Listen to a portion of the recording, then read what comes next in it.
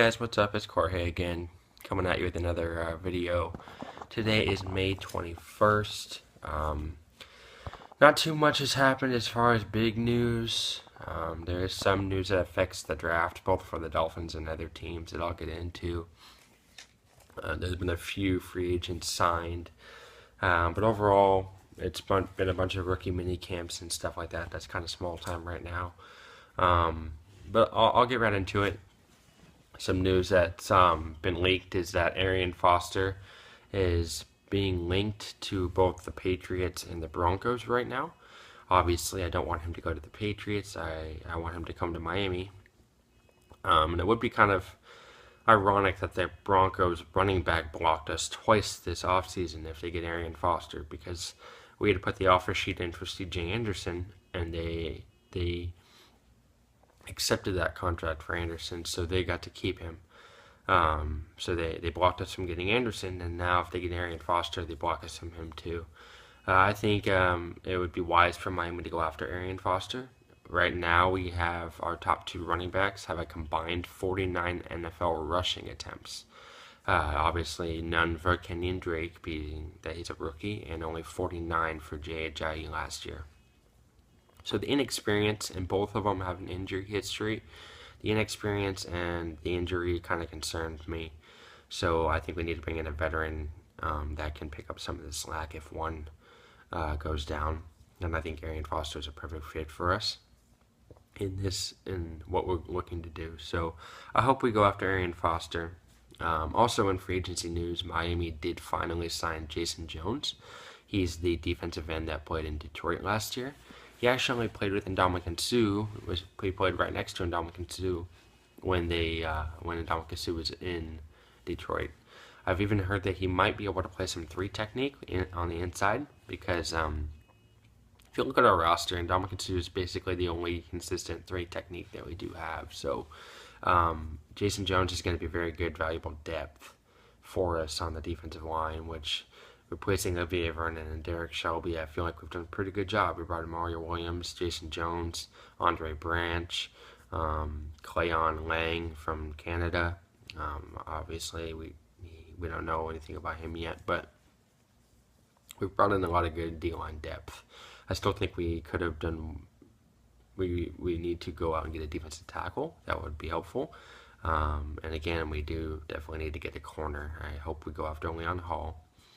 I'm hearing reports we might go after Antonio Cromartie, and the reason I think we might be doing that is because they don't have enough confidence in our outside corners and Xavier Howard and Tony Lippett.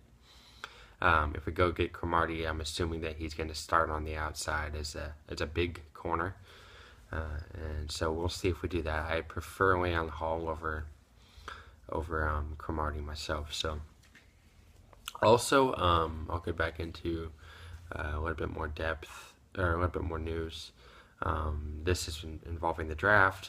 Jalen Ramsey tore his meniscus, and he needs to get a second opinion, but he should be out at least 4 to 6 weeks, and if it's at the worst, he'll be out 4 to 6 months. So that 6-month range from now is about week 8 of the NFL season. So the worst case scenario, anything can get worse, but right now it looks like the worst case scenario is that he could be out until week 8 of the NFL season. I feel really bad for the dude, and even worse for the Jaguars. 2 years in a row, your number 1 overall pick, your number 1 first-round pick, gets hurt in minicamp, which is another reason why Miami and a few other teams this year did not practice on the field for rookie minicamp. The Dolphins went into classes. We sent the rookies to classes. They learned our playbook. They spent time with the coaches and film. And then they learned about how to be a pro and how Miami as an organization wants them to be on and off the field. We brought in some veteran guys and some ex-Dolphins players like Zach Thomas. He went and talked to the rookies. And Cameron Wake talked to the rookies, and I love both those guys. They're both consummate pros. They do everything right on and off the field. So to have that presence and those guys talk to rookies, I thought was a great idea. Trying to get these guys acclimated to the NFL and giving them a little bit of rest physically, I thought was a very good idea.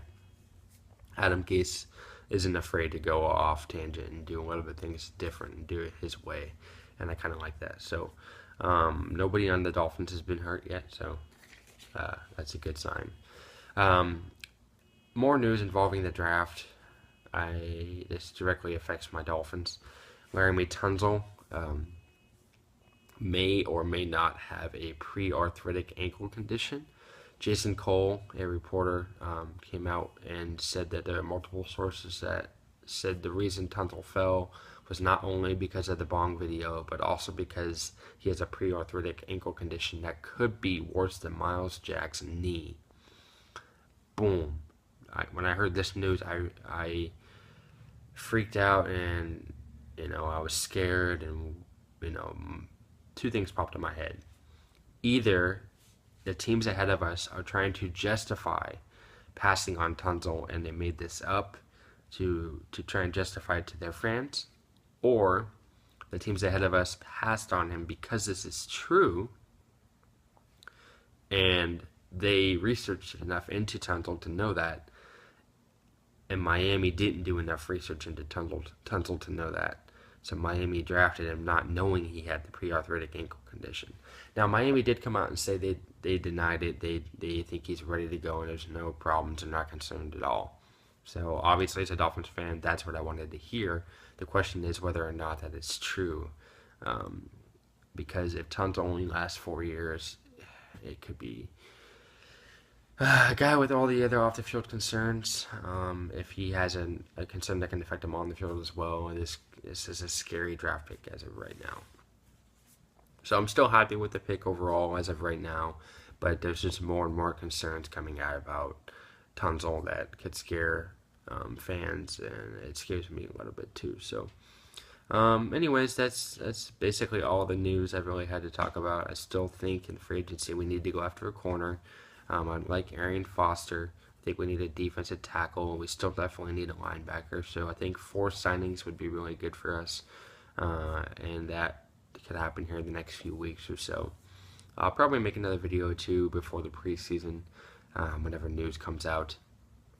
And I'll at least have a few other videos up before the regular season starts with some predictions and,